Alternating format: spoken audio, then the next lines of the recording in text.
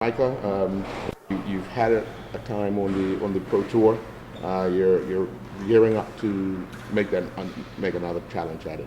Um, what's next for you in the very near future? Well, first of all, for very near future, we have I'm going to Brazil on Sunday. This will be my second time in South America. I'm spending 2 weeks down there to play two tournaments. I head down to Sao Paulo, and then head to a place called Campinas, and then to another place, Moringa Park. I have two tournaments down there, one $5,000 tournament, and then another at $10,000. Pretty much my first tournaments of the season. Looking to start off with some good results. I've been training fairly hard this summer. Ever since the Island Games happened, been pretty happy with how I'm playing. So should be interested to see how I do down there. Now, I know for you, it's a lot of mental struggles for you. You're far away from home, not always got in contact with coaching and so forth. What am I doing right? What am I doing wrong? How do you plan to address that this time around? Well, always dealing with the mental part of the game is one of my biggest struggles. You never have the ideal circumstances that you're really looking for. So it's all about how you adapt to whatever surroundings you're in. South America, of course, is always, you have no idea what's going to come, what I have coming for me. The tournament could be run well. I could have not ideal situations with getting ready, warming up and stuff, but it's how I adapt to those circumstances, which will make me play better or play worse. But I'm looking forward to just trying and work on that as my game as well. I'm still only 21, so I have learned things to learn. And I use these tournaments as well to take things from them and learn from them, and so I can become a better player next time around. And what's the goal for the remainder of the year as far as where do you want to travel? What tournaments do you want to take part in? Well, this is the start of the season now. It runs till about June next year. And I want to start doing some more traveling around Europe, the UK. I'm going to start looking to see if there's new coaching staff, new players that I can go and challenge myself against up there. But then also I have the friends that I made back in Toronto, which is a great training base at the NSA. And I can always head back there for more of the same coaching that I had before. Along the lines of my goals, I'd love to see my ranking go up another 20 spots before December. It's a bit of an ambitious goal, but 165 in the world right now, I'd love to break into the top 150. What do you think you need to do to improve on those rankings? The best thing I can do is just get those couple big wins that I need to push myself into the main draws. The ranking system goes is that the farther you get in the tournament, the more points you get, the more prize money, etc. So what I want to do is try and get that breakthrough win against a big player seated higher than me, push into the quarters, the semis, things like that, which will make my ranking go up, and that will make me get into bigger tournaments where my ranking can stay the same or even get higher. So right now the goal is just to start getting to beating players above me. Now, when you first went over last year, obviously you was excited to go. When did like homesickness and depression about not seeing your friends, not being able to communicate as much as you would often do, when did that start settling in? Well, especially the farther away I go for tournaments, the more I feel that. For example, when I went away in June, I was in Australia for a month, and traveling for pretty much 24 hours to get over to another country by yourself, and then dealing with a 14-hour time difference from friends and family can take a little bit of a toll on you. But you go through a lot of up and downs, I think. I try and take the good with the bad as well, and try and look on the positive side of things, even when I'm, in not an ideal circumstance, or when I'm, alone in a hotel room or a motel or something, and I have a match in a couple hours, and I'm getting nervous.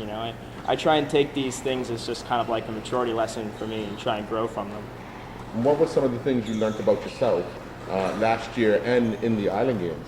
Oh, so much actually. This year's been a big year for me. I think I learned a lot in terms of just preparing myself, getting mentally ready for tournaments. How do I, adapt to the crowd?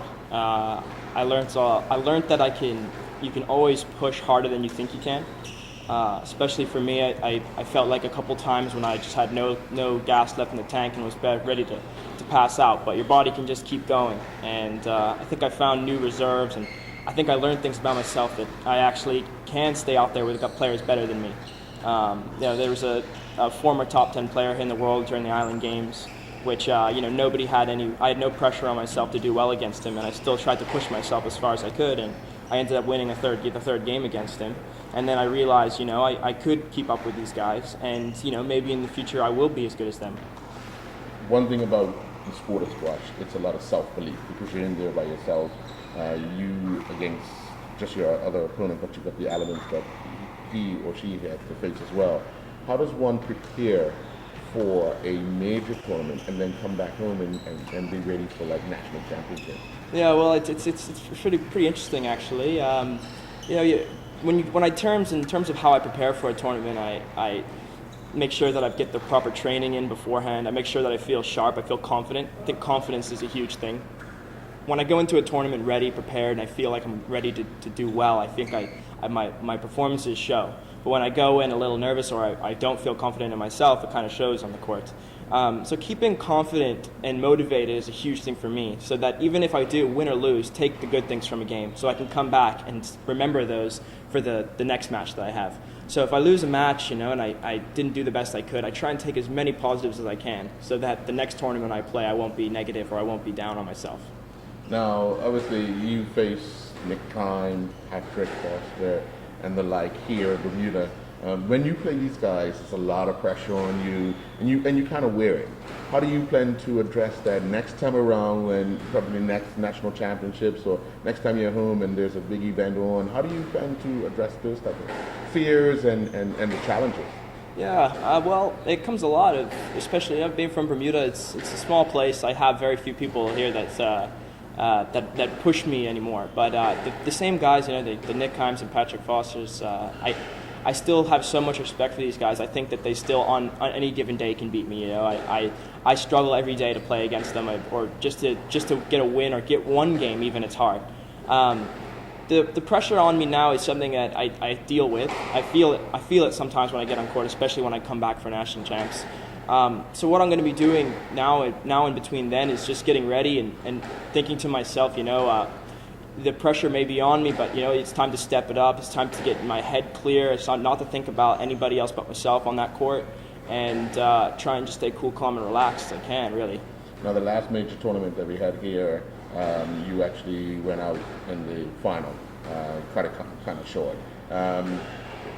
What do you think of the potential of the other athletes, like the ones in school, Noah Browns and the like?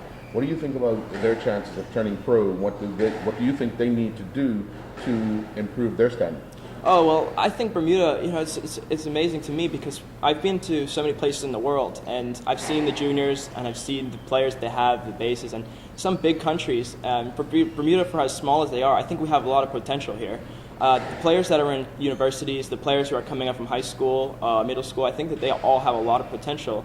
But for them to really push it to the next level, it's really a full-time commitment, and you have to decide if it's what you want to do. You have to give it all. You can't give 70% or 80%. You have to give it 100%.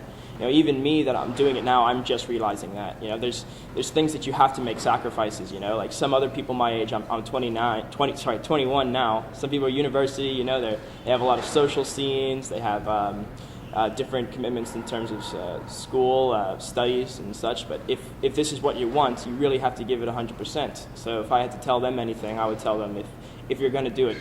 Just give it your all. All right, so good luck on your tour to Brazil, and we'll talk to you when you come back, and hopefully you get moving up the rankings. Thanks a lot, guys.